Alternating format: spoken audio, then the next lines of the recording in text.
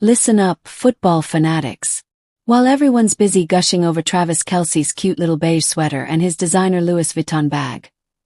Yeah, the one Taylor Swift bought him like he's some kind of trophy boyfriend. I'm here to tell you what really went down on that 12-hour flight to Brazil. And trust me, it's not the fairy tale ESPN wants you to believe. You think this Brazil game is just some fun international adventure. Wake up. This is a prime example of how the NFL treats its players like circus animals, shipping them halfway across the world for a cash grab while completely screwing with their preparation, their bodies, and their championship chances. And don't even get me started on how the media is spinning this disaster into some romantic travel story. But before I destroy every narrative you've been fed about this Brazil fiasco, smash that subscribe button right now. Because I'm the only one brave enough to tell you the truth that the mainstream sports media won't touch. Hit that bell notification because you're about to get schooled on what's really happening behind the scenes. So Travis Kelce boards this plane looking all cozy in his little outfit, carrying his girlfriend's designer bag like some kind of accessory himself. The man's wearing a TNK hat. Yeah, Taylor and Travis, how cute. While his team is about to face one of the most grueling travel schedules in recent NFL history. But nobody wants to talk about that, do they?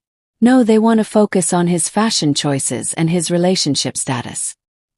Here's what actually happened. The Kansas City Chiefs, the defending Super Bowl champions, got dealt the worst possible hand to start their season.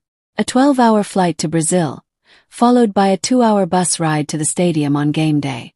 2 hours. You know what that does to an athlete's body. You know how that affects their pre-game routine, their mental preparation, their physical readiness. Travis admitted it himself. They're losing an entire day of preparation. An entire day. This isn't London where you can time the flight to maximize recovery. This isn't a normal away game where you fly in, get settled, and prepare. This is the NFL saying, hey, we want to make money in South America, so you guys figure it out. And these players just have to smile and say, it'll be a unique experience. Unique experience. Try nightmare experience. While Kelce is sitting there talking about playing Mario Kart on his Nintendo Switch, his body is going through hell. 12 hours in a cramped airplane, crossing time zones, dealing with altitude changes, dehydration, muscle stiffness. And then they expect these guys to perform at championship level against the Chargers. And here's the kicker. Rookie wide receiver Jalen Royals didn't even make the trip. Knee tendinitis. Convenient, right? Or maybe the kid's smart enough to realize this whole Brazil circus is a disaster waiting to happen. 4th-round pick from Utah State. And he's already dealing with knee problems that keep him out of this international showcase. That should tell you everything about how prepared the Chiefs really are for this season. But let's talk about the real story nobody's covering. Travis Kelce, the guy who's supposed to be Patrick Mahomes' security blanket, his go-to target in crucial moments, is more focused on his celebrity girlfriend's gifts and his travel comfort than he is on the fact that his team is walking into a scheduling nightmare.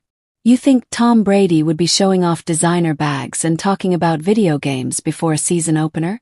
Hell no. This is what happens when football players become celebrities first and athletes second.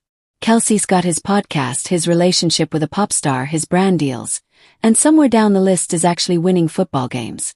Meanwhile, his team is dealing with one of the most challenging travel situations in NFL history, and he's treating it like some fun vacation adventure.